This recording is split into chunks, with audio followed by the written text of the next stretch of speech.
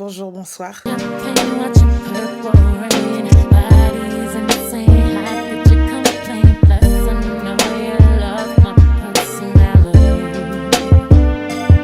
Aujourd'hui, on se retrouve pour un nouvel épisode maternité encore. Théoriquement, on est censé être mardi.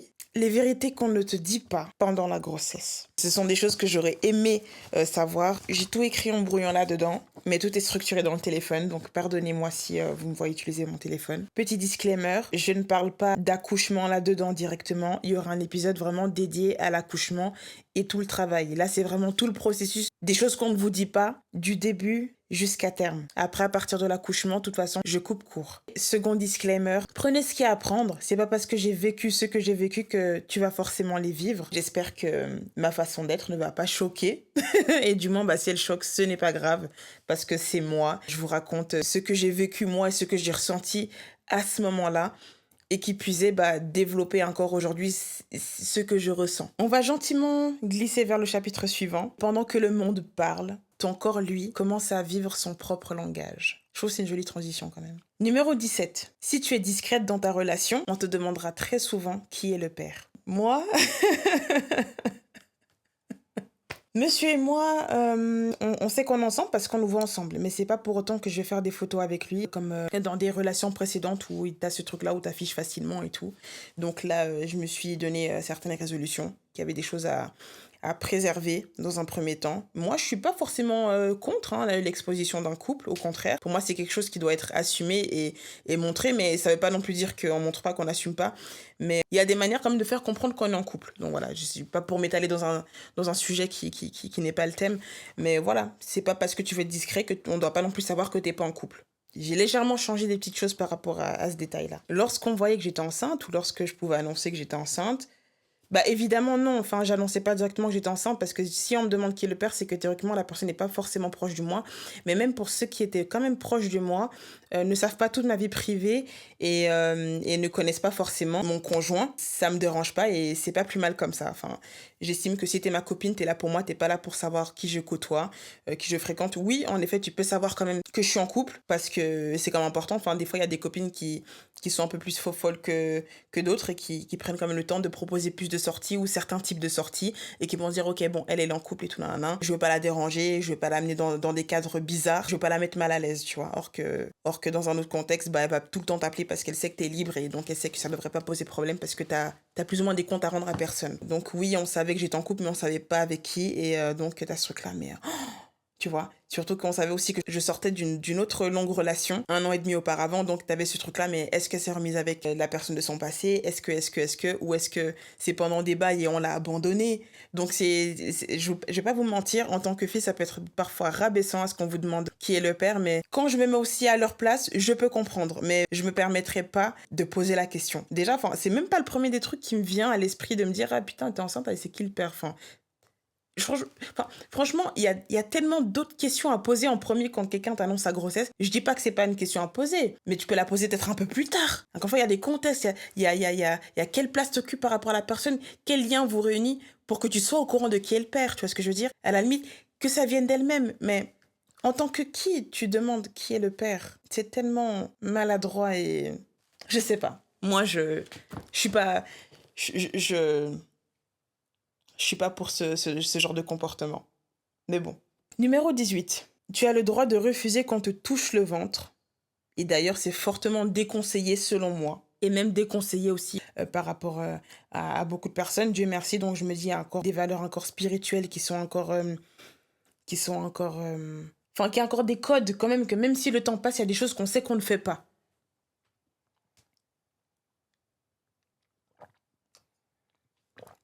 À notre santé. Tu te laisses pas toucher le ventre par n'importe qui. Enfin, encore une fois, ça va avec tout le sujet de la vidéo. Enfin, c'est tellement intime, ça t'appartient. Tu sais pas par quoi tu passes.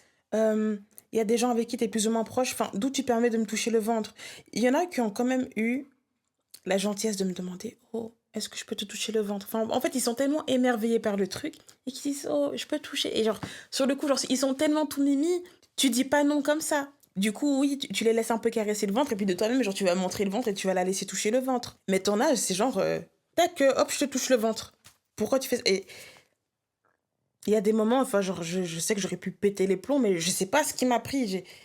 En fait, il y a des choses, ça vous arrive, mais c'est tellement choquant et ça vous prend tellement de cours que vous restez figé, paralysé et t'es incapable de dire quoi que ce soit, incapable de te défendre, incapable de rétorquer la personne et t'es comme ça et tu vis le truc et tu dis, il vient de se passer une dinguerie. Et la personne te touche le ventre comme ça. Mais de quel droit? Vous savez qu'il y a des conséquences spirituelles quand tu fais ce genre de choses énergétiques. Elles se font toucher le ventre par surprise comme ça et elles peuvent perdre l'enfant. Chacun ses croyances. Je suis pas non plus en train de dire qu'on va toucher le ventre comme ça, ton enfant aura une maladie ou il va mal naître. Je dis juste qu'il y a des gens, d'abord, enfin, il y a de tout dans un monde. Il y a des gens qui sont gentils, vraiment qui sont bons. Il y a des gens qui sont mauvais. Il y a même des gens qui sont bons et gentils, mais qui baladent avec eux des mauvaises énergies. Ils sont pas bien envers eux-mêmes, mais ils sont de bonnes personnes en temps normal. Mais il y a des choses énergétiquement qui ne s'expliquent pas. Et c'est comme ça. Quand tu contactes au contact de quelque chose, bah, ça va faire pourrir la chose. Et je sais pas, enfin, toucher un ventre. Je sais pas, tu peux avoir le réflexe de toucher l'épaule de quelqu'un, toucher les cheveux, ça nous met en rogne, mais c'est encore fréquent. Ah, t'as des beaux cheveux et tout, c'est encore fréquent. Mais regardez la personne dans les yeux.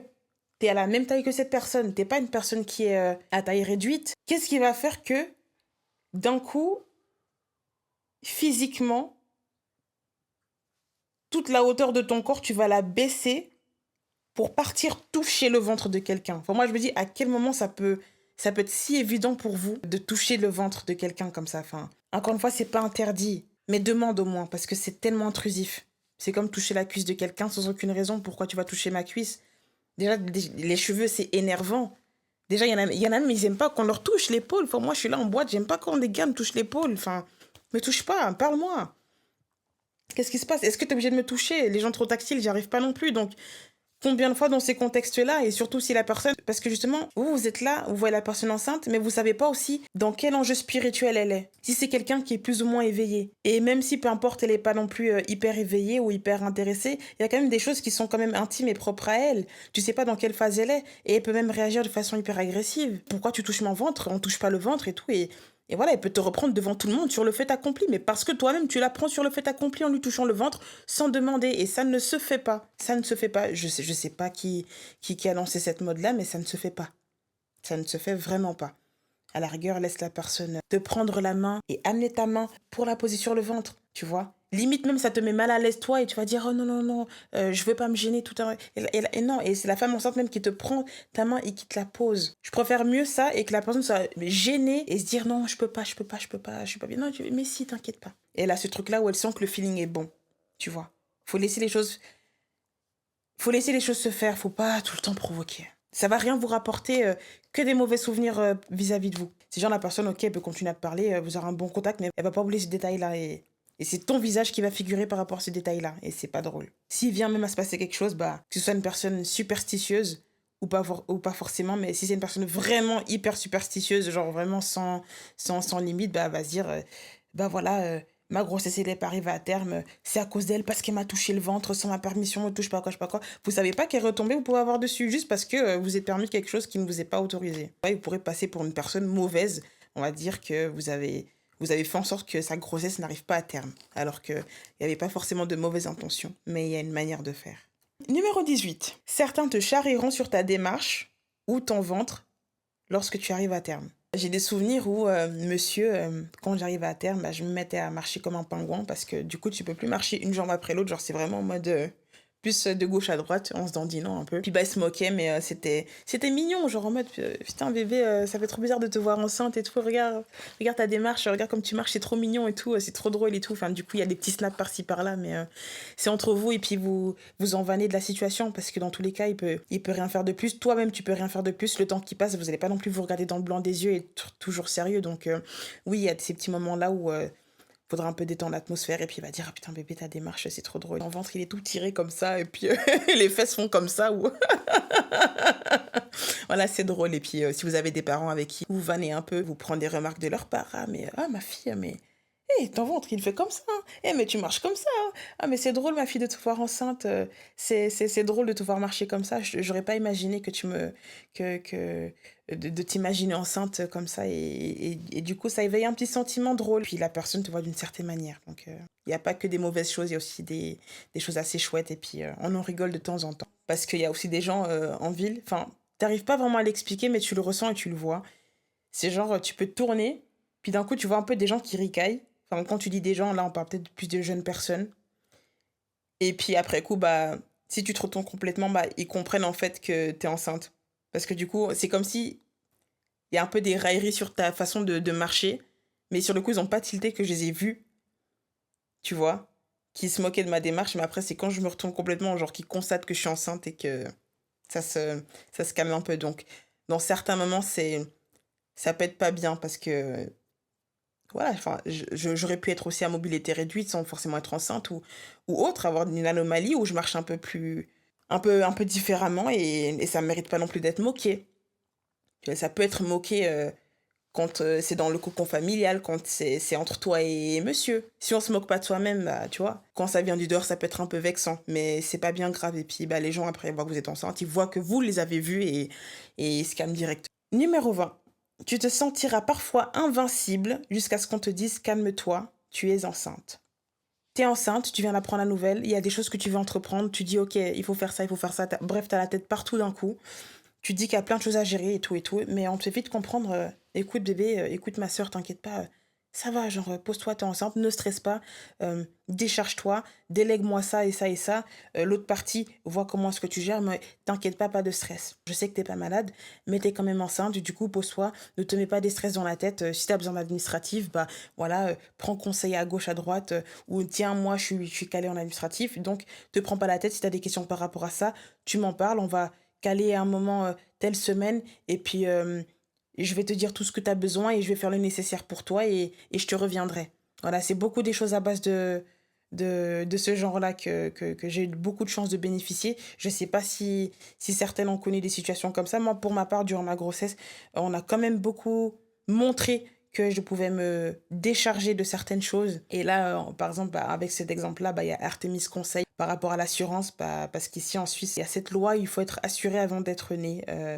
Parce que si on accouche et qu'il n'y a pas d'assurance et qu'il y a un problème lors de l'accouchement et qu'on constate que tu n'as pas prévu d'assurance en amont, bah, il y a des choses que tu devras payer en plus.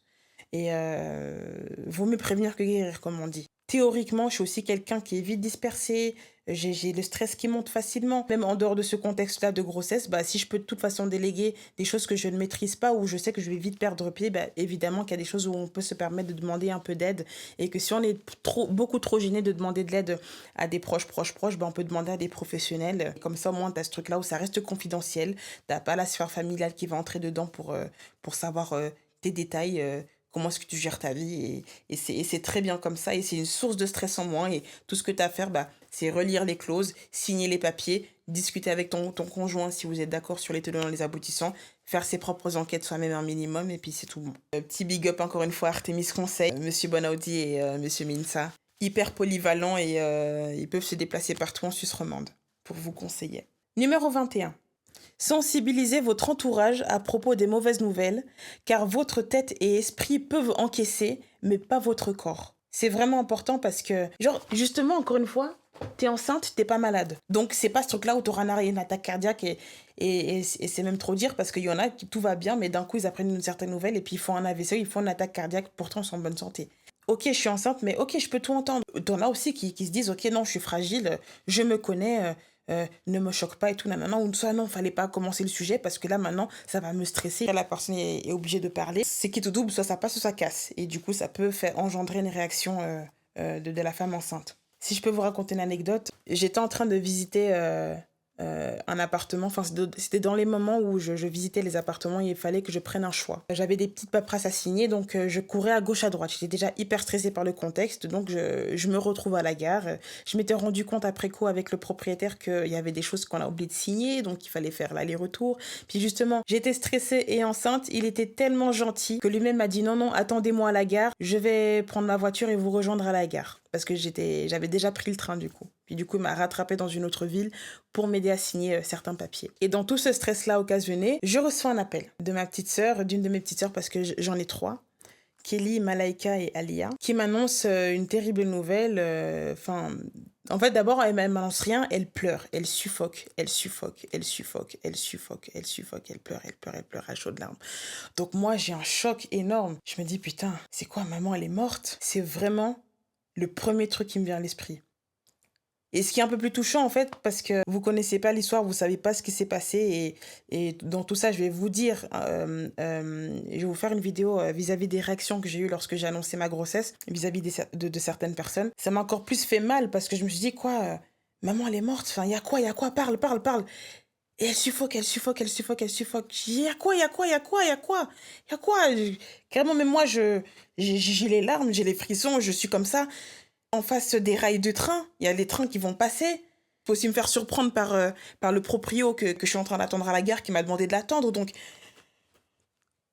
je suis prise comme ça et en plus à terme parce que j'étais à 9 mois. Donc, elle reprend un peu son souffle. Il y a un tel qui est mort, il s'est fait quick. Donc, sur le coup, je comprends pas trop, mais je l'écoute quand même parler et je l'écoute quand même parler. Et je lui fais, mais c'est qui? Est-ce que tu peux me répéter le prénom? Parce que j'ai l'impression que je connais pas la personne. Et après coup, du coup, elle me développe le truc. Et je me rends vraiment compte que je connais pas la personne. Elle m'envoie une photo. Je perçois qui c'est. Genre, je sais que c'est quelqu'un que j'ai déjà croisé dans des fêtes et tout. Mais sans plus. Donc, elle s'est retrouvée à me faire paniquer, malheureusement, sur le décès d'un individu que je ne connais pas et avec qui j'ai aucun lien. À ne rien me dire en amont, sans même me préparer. Ça me met un choc parce que moi, je crois qu'il se passe vraiment un truc grave. Et du coup, malheureusement pour elle, c'est comme si j'ai minimisé sa tristesse parce que je disais, je suis désolée, je connais pas cette personne et tout. Du coup, mes condoléances et tout et tout. Mais j'avais quand même ce truc-là où, un peu plus tard dans la journée, je l'ai appelé, ou soit j'ai dû lui envoyer un message pour lui dire, écoute, je peux comprendre, t'as peut-être pas trouvé une meilleure personne à qui parler de ce choc-là, parce que tu venais d'apprendre la nouvelle, mais tu sais que je suis enceinte et ça peut être grave parce que moi, je pensais que t'allais me dire que maman était morte. Et quand on l'a aussi vu dans ces dimensions-là, et c'est tout, tu dis, ah, je suis sincèrement désolée, Elle a en fait que vécu son truc dans sa dimension, sans penser à ce que ça pouvait engendrer. Donc oui, il y a des choses qu'on peut entendre. C'est pas parce qu'on est enceinte qu'on peut rien entendre. Il y a des contextes. Il faut préparer la personne, il faut préparer son sujet. Maintenant, si vous savez que c'est beaucoup trop heurtant, de grâce, attendez. Attendez, gardez pour vous. Si ça vous gratte énormément, vous en discutez avec un proche pour dire, bon, voilà la situation. Il faut que je lui en parle, il faut que j'amène le sujet, mais je sais pas comment faire parce qu'elle est enceinte. Donc là, la personne que tu vas choisir pour en discuter va t'amener les outils ou les solutions ou va savoir comment amener le truc. Mais n'allez pas comme ça annoncer le truc et surtout être à chaudes larmes en ne disant rien pendant 3 minutes. On vous entend pleurer, suffoquer. Et nous, dans tout ça, en fait, c'est comme si le temps s'arrête et tu dis, putain, le pire est arrivé, en fait. Quelqu'un qui peut péter les plombs, qui ne sait pas ce qui se passe, elle entend ça, peut même croire que sa mère, elle est morte. Et puis, bam, elle saute, je sais pas, elle court dans les rails, bam, elle se fait shooter parce que c'était quelque chose qu'elle supporterait pas d'entendre, même si elle-même est enceinte. Voilà, des fois, c'est qu'une question de contexte. Si c'était dans un autre contexte, ça aurait été légèrement différent. Mais là, dans ce contexte-là, c'était hyper dangereux et vous ne savez pas par quoi les gens traversent. Donc, de grâce, si vous venez à entendre une mauvaise nouvelle et que vous souhaitez absolument faire part à la femme enceinte, préparez la personne. Allez même au moins la voir en face.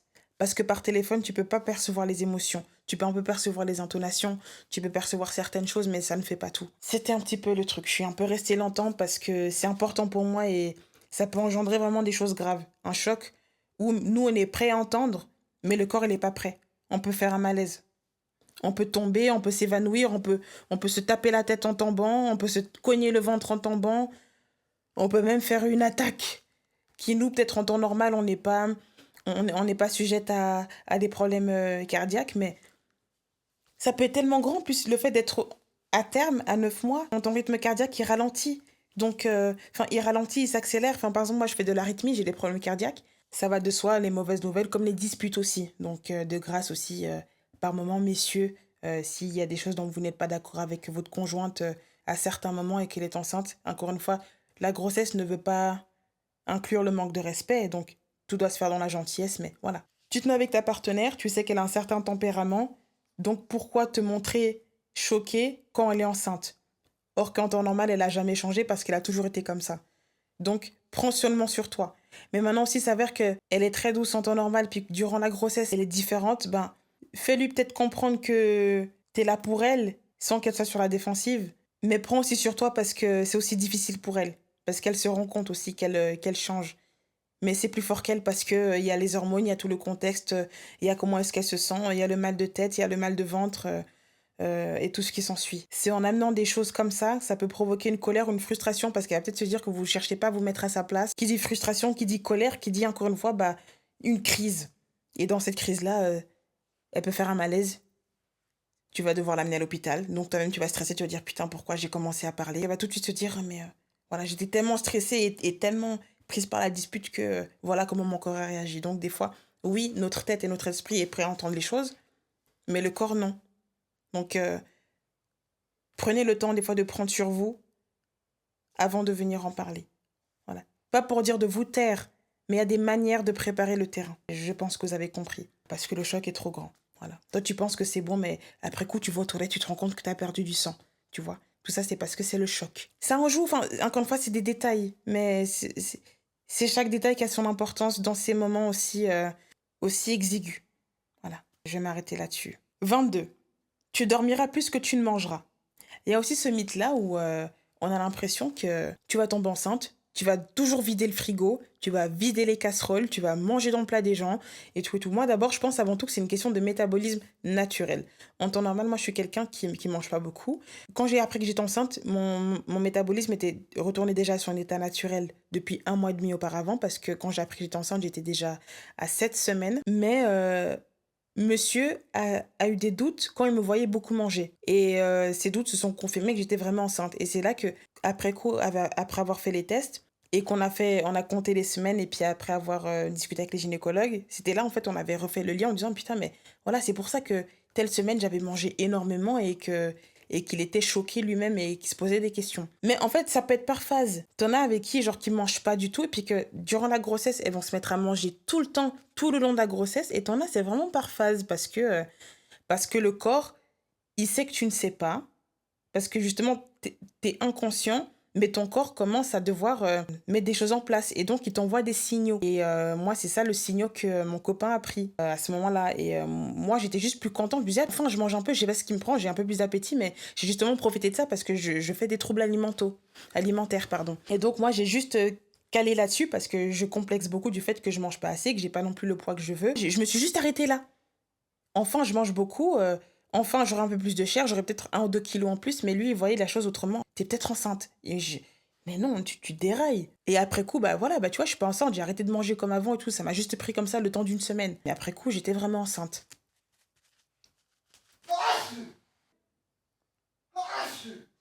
Faut que tu changes la couche. Excusez-moi, bébé s'est réveillé. Donc, il a juste fallu gérer 2, 3 choses.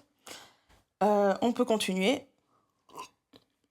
On a ce mythe-là où on va penser qu'on va manger énormément beaucoup et tout. Le corps est tellement bien fait qu'il a quand même des mémoires traumatiques. Il connaît ce que ton corps peut supporter, ne pas supporter. Donc oui, j'ai eu des pics de famine, mais sans plus. Parce que mon corps est comme ça et c'est pas pour autant qu'il va changer drastiquement. Ou t'en as des fois qui sont un peu plus malchanceuses ou chanceuses. Enfin, ça dépend à quelle phase qu'elles se sentent dans leur corps. Si elles voulaient de toute façon prendre du poids de base ou si elles en voulaient pas. En fait, c'est pas une règle universelle où toutes les femmes vont passer par là. Non seulement c'est propre à soi et c'est propre à chaque grossesse. Donc autant ça m'est arrivé là maintenant pour cette grossesse-là, mais à la grossesse d'après, ça peut être totalement différent. Encore une fois, c'est comme le vomi. Il peut se passer d'autres choses. Totalement d'autres choses que j'ai pas du tout connues par rapport à ma première grossesse. Et au contraire, bah du coup, bah tu vas par contre plus dormir parce que tu peux te sentir plus fatigué, plus éprouvé. Même si sur le moment, bah tu fais rien, bah t'es juste crevé tout le temps. Pour moi, tu serais peut-être plus amené à faire des sommeils beaucoup plus lourds, beaucoup plus profonds, beaucoup plus comateux que manger énormément. Mais voilà, c'est selon moi. 23. Tu culpabiliseras d'utiliser les caisses prioritaires ou les sièges du bus. Pourquoi? Parce que si on peut en venir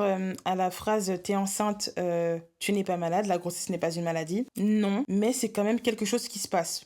Une maladie, c'est une maladie. Une grossesse, c'est une grossesse. Une maladie, c'est quand il se passe quelque chose. Et une grossesse, c'est quand aussi il se passe quelque chose dans ton corps. T'as des choses aussi qui sont mises en place pour ces contextes-là. Par exemple, en France, quand ça m'arrivait de faire des courses par là-bas, parce qu'en Suisse, il me semble pas qu'on en a. Alors, du moins, je connais pas de magasins qui en font. Il y a des priorités pour les femmes enceintes, personnes à mobilité réduite ou personnes âgées qui bénéficient de certains passe-droits vis-à-vis de caisses prioritaires. Ça éviterait de faire des longues queues et histoire de passer un peu plus rapidement. Donc des fois on peut se sentir un peu mal parce que ton ventre il est pas rond tout de suite. T'es pas à terme tout de suite. Quand tu commences à être enceinte, ton ventre il est plat et ça ne se voit pas. C'est limite tu veux te justifier parce que je sais pas en fait.